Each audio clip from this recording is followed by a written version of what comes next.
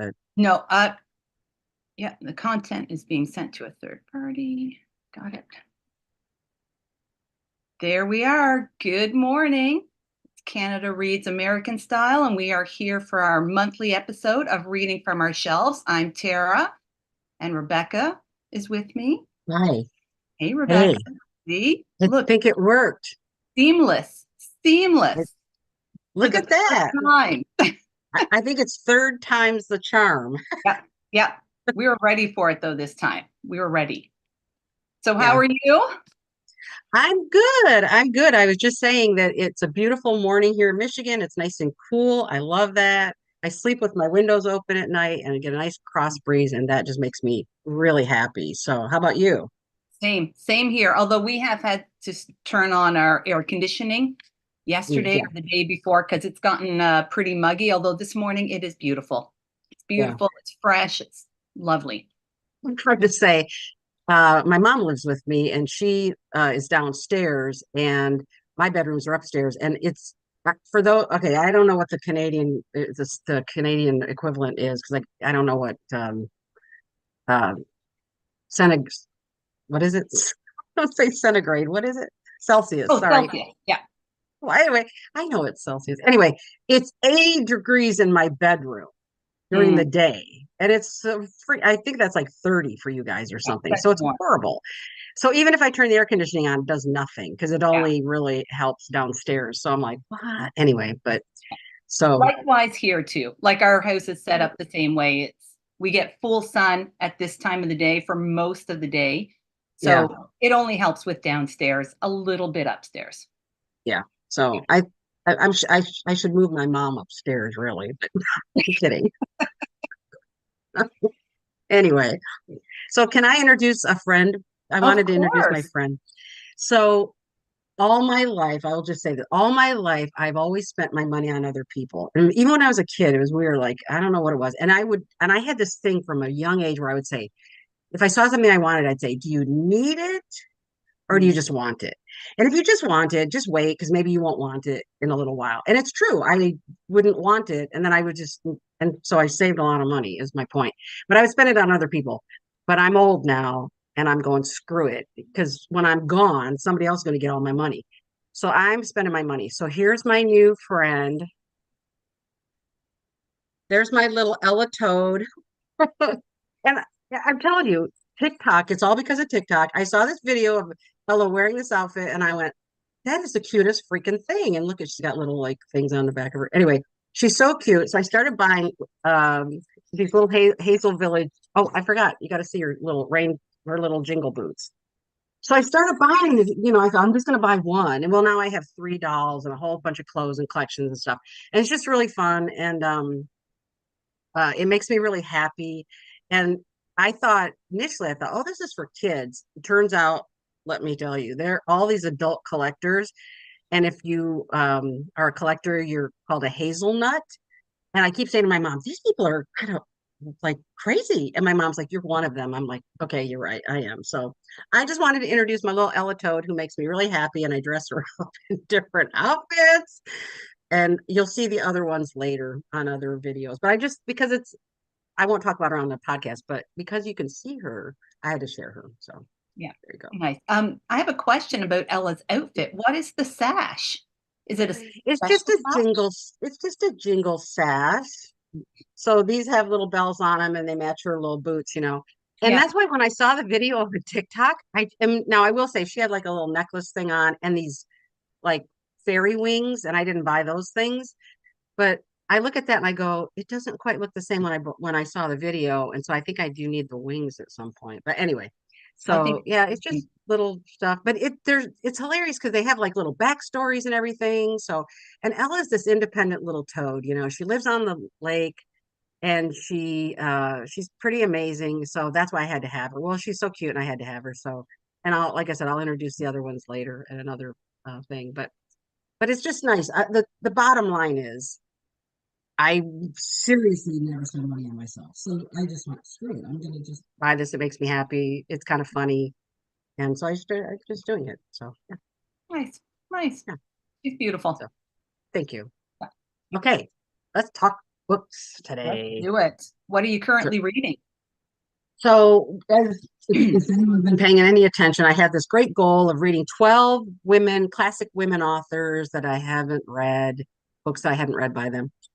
And so I'm currently reading The Street by Ann Petry, which was not initially one of the books I planned on reading, but our good friend Jen Bookfiend on Instagram mentioned it to me, recommended it to me, and it's amazing because it was written in 1946, and it's about a Black woman and her son living in 1940s Harlem. And I have to tell you, the writing is so eloquent and so beautiful right from the beginning. And that's when you know, I just always feel like there's that difference when you open a book and it feels like great literature. And that's exactly what this has been. And I'm barely into it, but it's only my second book of the year. I got 12 on my list this year, but hey, you know what?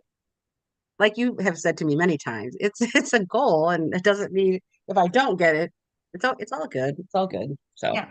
And we've been yeah, doing lots of reading this first part of the year for the podcast, for interviews yeah, and stuff, right? So yeah, exactly. Which mm, has been great, but it really has kind of pushed my goal back. So yeah. but you've stayed on top of your Helen Humphreys goal. You've Well, done a I think I've read three, and this three, is yeah. May. So not bad, actually. Yeah, Yeah, not bad. Yeah, yeah. yeah, yeah. So what are you currently reading?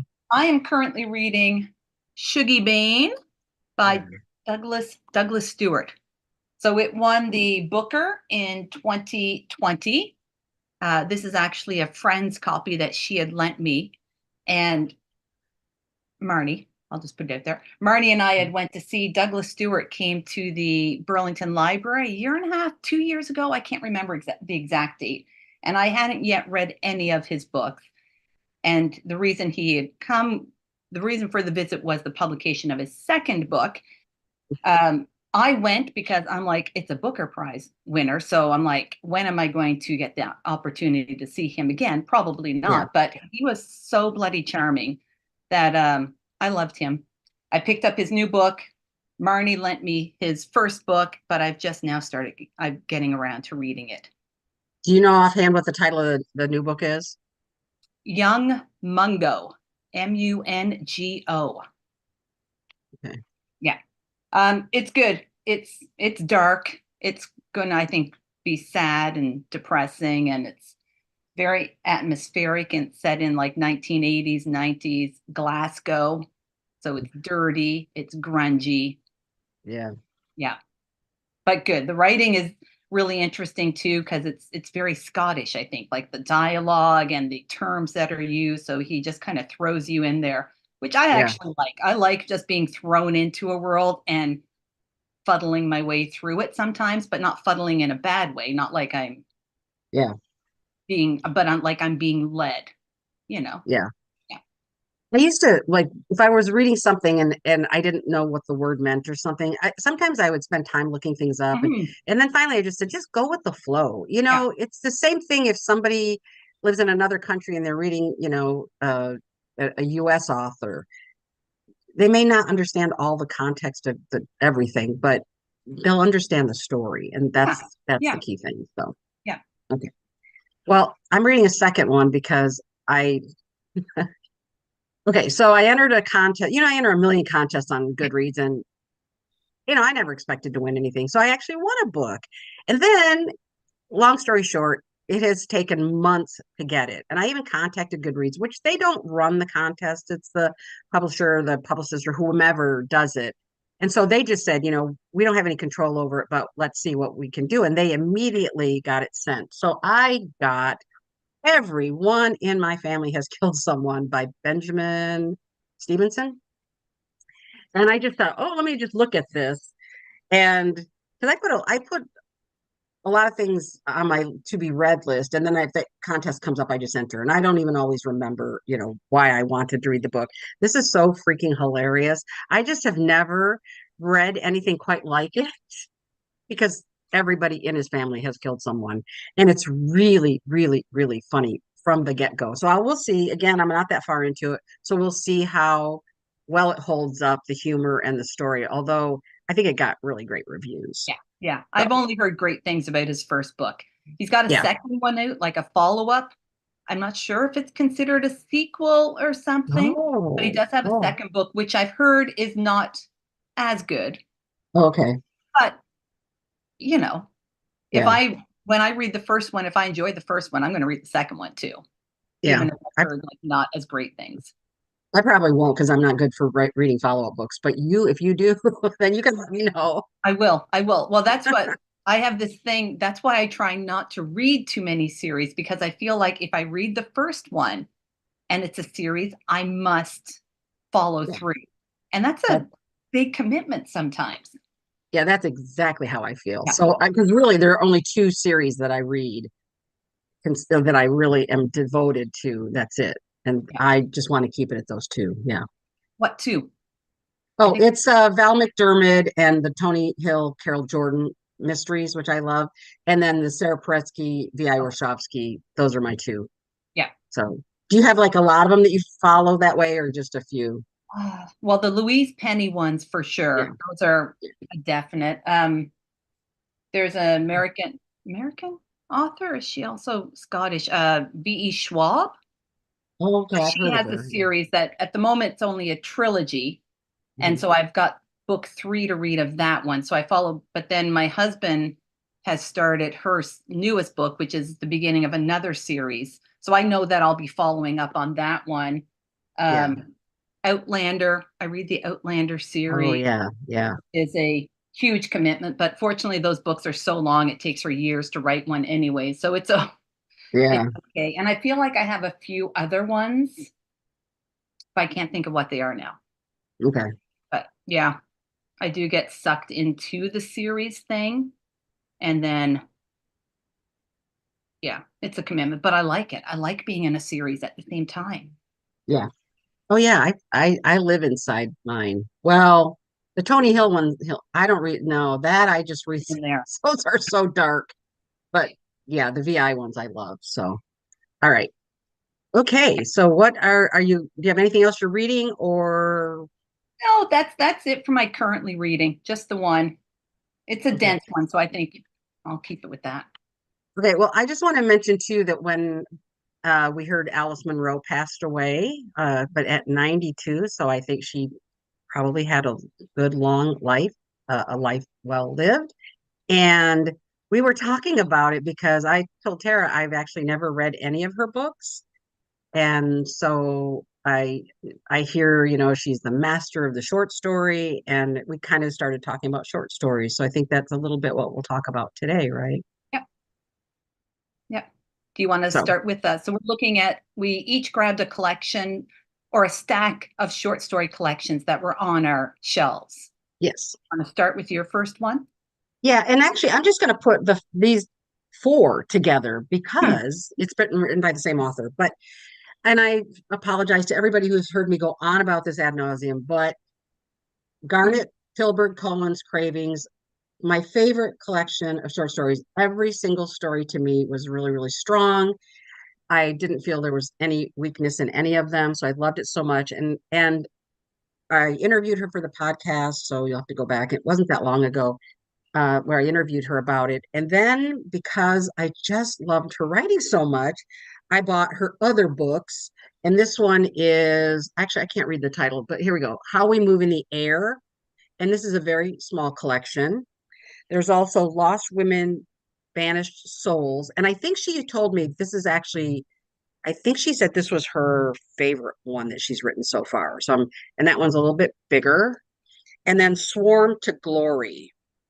And and I have to say, she's a retired professor. She just retired, lives in the Chicago area. But I can't say these covers are inspiring by any means. I think that Cravings, I love this cover so much. I think that one's brilliant. The other ones I'm kind of like, but I really am anticipating reading continuing great stories from Garnett. So, Yeah. so Actually loved the cover of the last one too. Was it Swarmings? Swarm to Glory. Or yes, that actually I really like that cover as well. I guess I'm not a big fan of the one color kind of or the two sort of color kind of thing. You know what I mean? I like a little vibrancy in my covers. So that one doesn't grab me as much. But anyway, so but I'm really looking forward to reading it. And even though I bought them, because I give myself a year to read everything I've purchased, I have a feeling I'm going to be reading these a lot sooner than what my goal is in terms of accomplishing that. So okay, so what about you and your short Okay, stories? so I have three here. I'll start with my first one. And it's funny. This was not planned.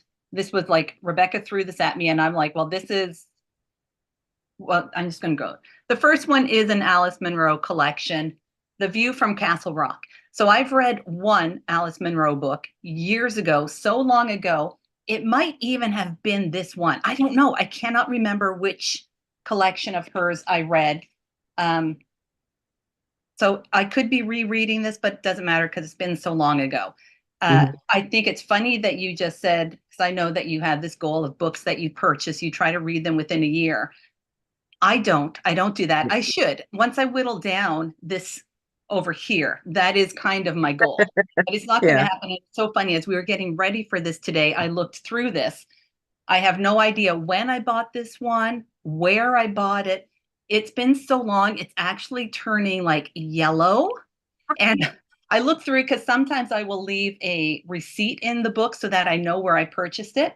And I won't show the picture. I found a picture of a friend's family, and it's like her whole family. Like we were close like 15 years ago, but not anymore. And it's like Wow. her husband, his Yeah. parents, all of their children. I'm like, why do I have it's like at a family wedding of I don't know. I'm like, why do I have this picture in this book? Did she Like loan it to you and you never returned it? maybe I'm like, am I like a thief? Maybe I never purchased it, and that's why. My Maybe God. that's why we're no longer close because she's like, I'm done with I'm her. She sorry. has not returned. I'm like, no idea where this came from. But So this may be a book that's that I've hilarious. stolen, essentially. But it's been so long, I can't go back to her. It's mine now. It's mine. Yeah, So exactly. this may be, Be- I'll get Because to really, because really she's probably, or you're dead to her probably by now. yes. The once or twice we see each other in the parking lot each year, maybe she's thinking, I want that book back. Yeah. So, anyways, Yeah, that's the that's first one on. hilarious. I That's my love that one. story. Thank you. Brilliant, brilliant story. And I'm sorry I stepped on your reveal too. I'm so sorry that I No, did that. no, Right no. away, I was like, hmm. You didn't step on it. No, not at all. Oh my God. Okay, so my next one is obviously one we just and I'll let you talk about it. We just talked to Barbara, but music from A Strange Planet by Barbara Black. And this was one that we had gotten as a review copy. And we had interviewed her a while back when this book came out. Might have Few been years ago, I think. 2 years ago. Okay. And it's funny too because, well, first of all, look at the cover because she does collage work, and I'm not sure if she actually made this collage or if someone else did, but her collage work is really phenomenal. And I really enjoyed this collection a lot, but it has a lot of bugs and insects in it and everything. So, which explains that I liked it. I mean, if I don't like bugs and insects, so I still love the collection. I think it speaks to how great this book was because I normally would not have picked it up on my own, but I'm really glad I read it. So this is really an enjoyable book, and she's a Canadian author. Hmm. Hmm. Okay. Oh, I have another Canadian actually. Uh, Lucy Maud Montgomery. It's a collection, The Doctor's Sweethearts. No, Yes. And it is a collection. So it's selected by Catherine McClay. And this one I know I purchased, I think last summer. I ordered it online from the name of the store is The Bookmark. It's in Charlottetown, PEI. I was ordering another book online that they had, so then I had to order. I like to my Montgomery books to be from PEI when I purchase them. Yeah. that's cool. Yeah. But anyways, this is a collection. they're not unpublished stories, but they're ones that previously were not published together. So it's just like a newer, I don't, how new was probably not that new, but Yeah. anyways, that's one. I didn't know she had like short stories. I didn't even know that. Yeah. So Yeah. Anyways, I'm feeling the need for a Montgomery book soon, so I get that little itch for them. So this might be the next one. yeah, because I have a collection of all the Anne of Green Gables books, and I've Mhm. read the first two. And again, because I've been so busy with other things, I keep forgetting to because I've never read the entire series, so I got to keep moving on that goal because I really, really I love the first two. I loved so much. It's just like transports you into that time Mhm. period and just the kindness of strangers and Yeah. people and community, and it's something the world could use a lot of right Yeah. now. I So think that's more, why I'm feeling the need to read one of those books. I just want a yeah. little pure escapism. Yeah. Yeah, I completely agree. And then my last collection, because I love short stories, but again, this whole point is it's from our shelves. So I had just gotten this one recently, which I did talk about. I may have already, I don't know if I talked about it here, but it's Stories from Tenants Downstairs by Sidik Fofana. And this was one that I just recently purchased at my local independent bookstore, local sort of in Sarnia. And this is about Harlem again is the setting, and it's linked stories, which I love linked stories. So this one again probably going to be moved up pretty fast on my list, even though I bought it this year. So Okay, this is like another weird coincidence because yours was from bought at Bookkeeper. So was my mhm. next one. So on our first joint venture to Bookkeeper, which I think was just last year, was it? Or Yeah, I think so. Yeah, so I haven't read this yet. Obviously, I don't have that little rule. Anyways, yeah. I got The Djinn Falls in Love, which is a collection of Djinn Oh, stories. And I had purchased this. I couldn't remember, but I yeah, have their receipt. I had the receipt left in there. And actually, this really pretty, they have great bookmarks they do. at the bookkeeper. So they'd thrown this one in. And Hmm. they also for their romance club, but Yeah. they have great bookmarks. So, anyways, and it's just a collection of stories about the Djinn from various artists. So I'm looking forward to that one. You, yeah, I was just going to say, who are some of the authors? I don't necessarily. Oh, Oh, Neil Gaiman's the only one I recognize, but me yeah. too.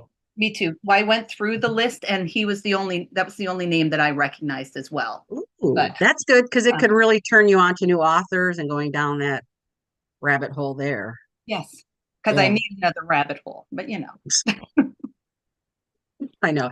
So I have just one book left, but because every time we do this live, I really do want to share at least one picture book. So I went downstairs and this is a classic, and I think a lot of new moms maybe aren't really necessarily familiar with Leo Lionni, but I ended up getting this collection, Frederick and His Friends, and it includes the stories of Frederick, Swimmy, Fish's Fish, and Alexander and the Wind-Up Mouse. And I have to tell you that Alexander and the Wind-Up Mouse is my favorite story. I've read it many times for story time, and the illustrations are really I don't even know what this style is called really, but um his drawings are very basic, but the colors he does this kind of like weird. Well, I shouldn't say weird. I'm not an artist, so I don't know how to explain how he does it. But and let me show you one of my favorite. I just love this. So this is about Frederick, but you can see again his shapes are pretty basic, but then he'll introduce this color and the characters are really lovely and there's always a lesson there but it you would read the story and just go, oh, I love this, but then from a parenting standpoint when you think about the lesson that he's really telling you about, it's kind of, I won't even say subtle, but it's just a really beautiful way of introducing children to some of these concepts of friendship and community, etc. And I just love it. He again is a classic. I think he was born in the 30s or something. I just love Leo Lionni. So Mm, I've that's never my heard of him. children's book. Good You've one. never heard of him? Yeah. I don't even, because again, it's sometimes I think some of the older classic picture book authors are getting lost in the shuffle of all the, and especially too, I know there's so many celebrities that have written picture books now, and I get it, I've never been a big fan of them because mostly because uh they're trading on their name, which is good. I mean, they tell a good story, they make money, yay, everybody's happy. People read them, they go to the library or they buy them and they read them, and that's great.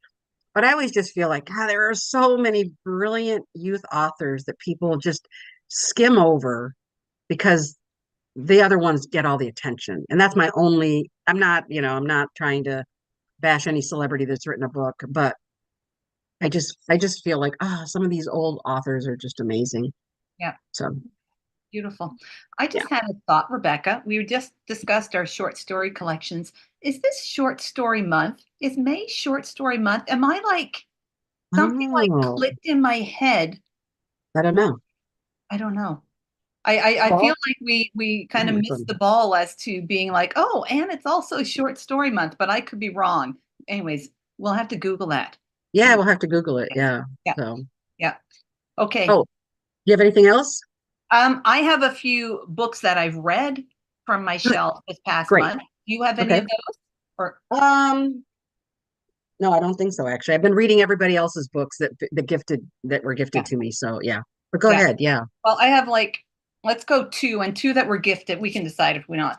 Okay, following the short story theme, I finished Old Babes in the Wood by Margaret Atwood. Very enjoyable. I love Atwood anyways. Even when it might not be my favorite, when her books, some of her books may not be my favorite, I still really, really enjoy them. And I Yeah. enjoyed this collection, kind of split into three sections. So the first section of short stories are about this married couple, Tig and Nell, I believe. And yeah, Tig and Nell. Middle section is kind of like I can't remember what it's called, but it's like more random short stories. She has a one short story in which she's having a conversation with, I believe, Orwell, but through like a Mhm. medium. Very enjoyable, very cool. Yeah. Oh, I like that. And then the third portion section, we go back, we return to Tig and Nell, but now they're elderly. And so we've Mm. gone from like middle marriage, middle life, middle to like elderly and the different what they're dealing with. Well, And so that's those were my interesting. favorites. Those were my Yeah. favorites. Yeah. Yeah. I really Wow. enjoyed that one. Yeah. She's still good. She's still good. She's so good. The Um, only thing I've ever read by her is The Handmaid's Tale. That's it. That's my only book. yeah, we So need to yeah, I think need of to read more. one. Yeah, yeah, we need to Yeah. think of the next one for you. Okay. Yeah. Okay. I'll take recommendations. Yeah. Put them in the comments. I don't even know if this Yes. is where the comments are where I'm pointing. Yeah, I don't either. Ah, um, my next one is so I'm reading the working through the work of Helen Humphreys. So I've read her newest one, which is followed by the Lark. I think it was just published this year, maybe at the end of 23, but I'm pretty sure it's 2024. Uh, it's a oh my goodness, sorry. Oh, Henry David Thoreau. She's like, it's his life.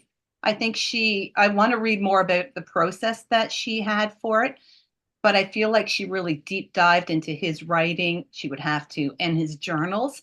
And it's his life. And it's yeah, beautiful in like her beautiful writing. Here I go with the beautiful again, but it's just yeah, really, that's what she does. Uh, I've never read any Thoreau, but she has made him into a person for me that I feel like I know him as a yeah, person. Yeah. And what I loved, and I think I'd mentioned this to you before, is what I did know of Thoreau is that he spent some time in that little cabin by the lake, Walden, Walden, yeah. is that the lake? Walden Pond. Yeah, Yeah, and just writing. And I'd heard, some criticism of him that episode that he was able to do that because of his mother and his sister who brought him food, so he didn't have to do anything because they took care of him, and that's all I'd heard about him, about his writing and that period. And all I'd heard of his mother and his sister was that they just cared for him. She makes those women into so much more than just his caregivers. Like Yeah. they're a part of the book too. And they're like mighty strong women. So it was, Yeah. yeah, well worth it. And she didn't disappoint. She's a great writer. I like that. I like that she gave voice to the people who supported him. Yeah. Yes, me too. It was like they weren't just ones that just, you know, pushed aside or that were able to elevate this man and just were left at the bottom. Like they did it as it was a family. They were a family, Yeah. right? Yeah. Yeah.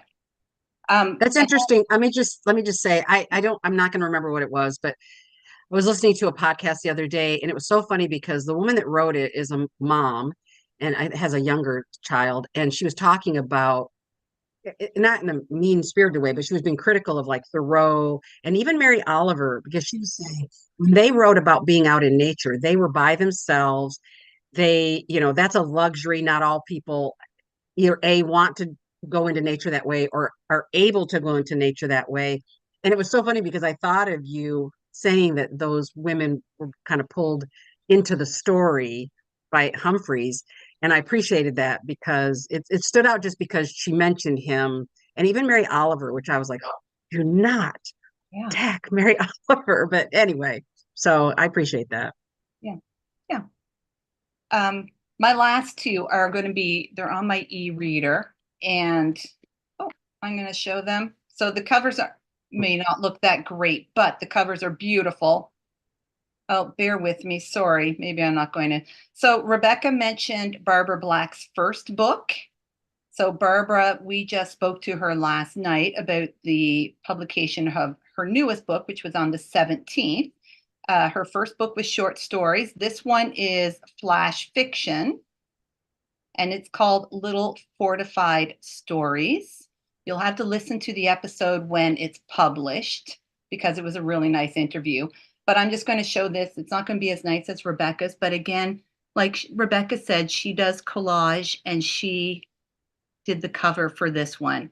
And her Yeah. collage work is throughout the book as well. So I look forward to getting a paper copy of this so I can really look at the beautiful collage.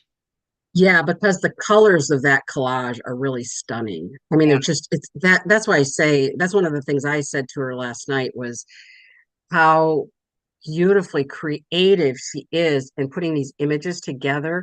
And you even asked her about how does she make them look 3D? And I thought that was a great question and a great answer that she gave us. And so, yeah. Yeah. It's Wait a minute, was her answer on? No, I think we talked about that after I the think we fact, right? talked about it after as well. Do you want to explain what she said about her collage, how she crafted that one for that cover? Do you Yes, remember? it Yeah. was because I asked her about the 3D effect of it because it doesn't look flat to me. Like if I were to do collage, I know it would just be like paper glued on paper, right? But and she did mention, I think something because even this with the woman has like a certain effect where she pops a little bit as well. So she mentioned her technique for that, and honestly, I didn't quite get it because What she does, she said she kind of curled up the edges. And so by curling up the edges, it gives that appearance of a shadow behind. Well, it would be a shadow behind it. yeah, And then when you photograph it, it does make it look like it's 3D. So she yeah, said, so technically it kind of is 3D, yeah, which I thought that was because I do a little bit of collage, like I'm a total like newbie amateur. And I love that she said that because it never dawned on me to do that. yeah. So As you can anyway, really see it, I'm going to hold it a little closer. You can see it in the little books. The pages up here yeah, look yeah, like they're flying off the page, off the screen. yeah. So it was, yeah, it was really cool. She's amazing. She is, yeah. She's a really a Renaissance woman when it comes to what she can do and what she does. Yeah, I just want to really highly recommend Tara's interview with her from yesterday. It'll be up probably in the next few days, but it was apt. First of all, I agree with you. You nailed it, a Renaissance woman. This woman has done and can do just about anything. And then even when she was describing these stories, I loved it. And I have a copy and I just haven't read it yet, but I look forward to it.